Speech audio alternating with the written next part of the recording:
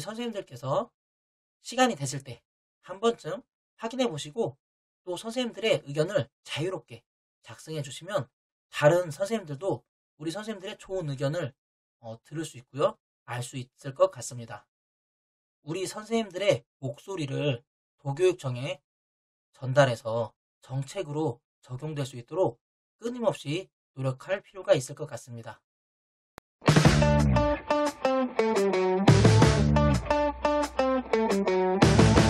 안녕하세요. 알면 알수록 기가 막힌 교사 김학희입니다. 이번 시간에는 제가 저번에 정책 건의를 한번 받아보고 싶다 해서 링크를 달았으니 한번 작성해 주세요 라고 한 적이 있었는데요. 우리 선생님들께서 많은 이야기들을 작성해 주셨습니다. 그 내용을 한번 확인해 보도록 하겠습니다. 최근 제 영상 보시면 아래에 여기 정책 건의는 여기에 해서 이 파란색 링크가 있어요. 이걸 클릭하시면 입력하실 수 있습니다. 링크를 클릭하시면 학교 교육 정상화를 위한 정책 제안 내용을 볼 수 있습니다. 지역, 그리고 정책 제안, 그리고 처리 과정을 볼 수 있는데요. 먼저 익산, 공동조리교 권역별 순환제도 도입. 이거는 공동조리교에 한번 선정이 되면 계속해서 공동조리교로 운영될 수밖에 없다라는 교장선생님 말씀에 제가 권역별로 순환했으면 좋겠다라는 내용을 말씀드렸고, 이를 지역교육청 그리고 교육감 후보님들에게 전달했었습니다. 그리고 퇴직교사 인력풀 구축에 대한 내용은요. 퇴직교사를 2022년 8월 31일까지 채용할 수 있다라는 규정은 바뀌었는데 퇴직교사와 학교 현장에서 서로 연결할 수 있는 게 없더라고요. 그래서 결국은 그 규정은 전혀 쓸모가 있는 규정이 아니었어요.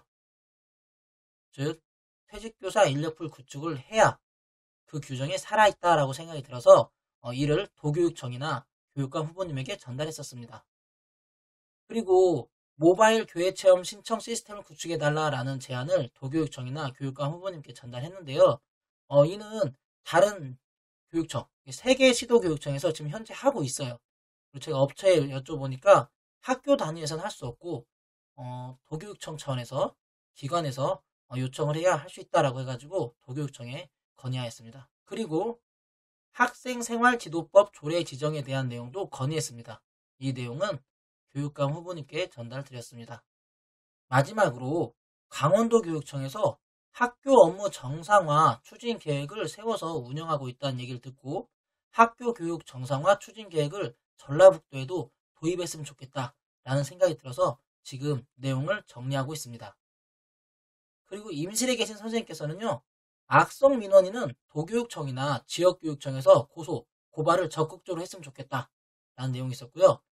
전북이라고 써있는데 교육공무직, 조리원 등의 건강검진관리교사를 배제해라. 가스안전관리 책임자를 과목교사에게 지정하지 않도록 교사를 배제해라. 라는 내용이 있었습니다. 전주에 계신 선생님께서는요. CCTV 관리 업무를 교사를 배제해달라라는 내용이 있었고요. 전주에 계신 선생님, 왜 행정실은 일이 많다고 힘들다면서 행정실장님은 왜 일을 하지 않습니까? 실무사들의 일을 하지 않는가? 전주에 있는 선생님인데요. 왜 교감, 교장은 일을 하지 않는가? 옆 학교 눈치나 보는 자리인가? 라는 내용이 글이 있네요. 그리고 전주에 있는 선생님입니다. 정교조 출신 교감은 왜 옆 학교 교감 핑계를 대며 수업을 거부하는가? 라는 내용이 있어요.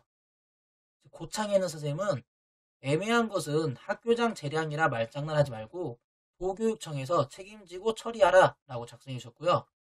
또 전주네요. 학생들의 수준을 알기 위한 전북 자체에 일관된 시험을 실시하자. 학교를 돌봄과 놀이시설로 만들지 마라 라고 말씀해 주셨습니다. 또 전주인데요. 교사 업무 경감은 좋은데 아이들 기초학력에 대한 책무성은 기본으로 부여해야 하는 것은 아닌가라는 내용의 글이 있었습니다. 그리고 김제에 계신 선생님입니다. 41조 연수지를 국내로 통일하자. 왜 집주소 주변으로 적게 하는지 국내로 통일이라고 작성해 주셨습니다.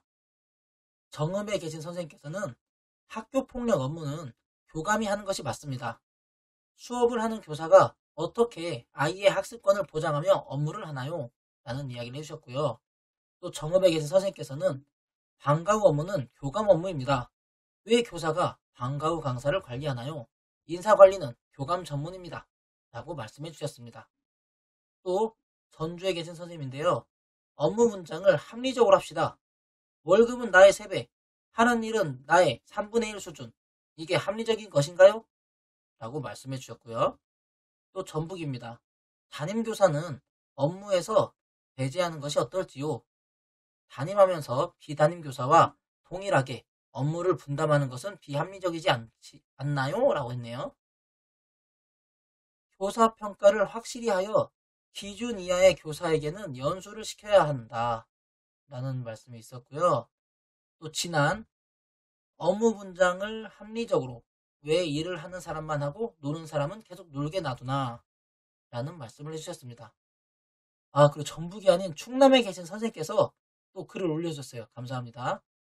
현직 교사들의 공청회 등을 통한 현실적인 학생생활지도법 조례를 지정해달라.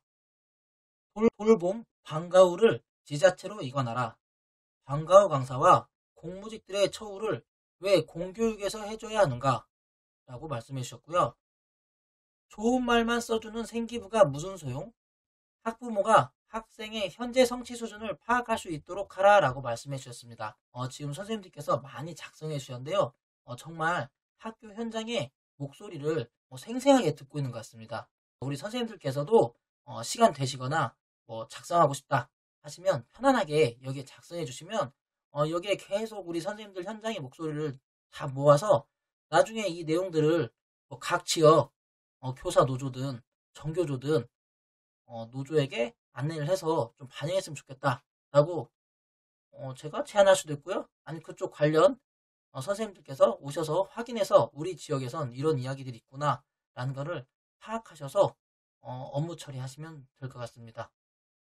지금까지 학교 교육 정상화를 위한 선생님들의 목소리를 알아봤는데요. 정말 좋은 내용의 의견들도 많았던 것 같습니다. 그리고 생각을 하게끔 만드는 말씀도 있었던 것 같습니다. 우리 선생님들께서 시간이 됐을 때 한 번쯤 확인해 보시고 또 선생님들의 의견을 자유롭게 작성해 주시면 다른 선생님들도 우리 선생님들의 좋은 의견을 들을 수 있고요. 알 수 있을 것 같습니다. 우리 선생님들의 목소리를 도교육청에 전달해서 정책으로 적용될 수 있도록 끊임없이 노력할 필요가 있을 것 같습니다. 감사합니다.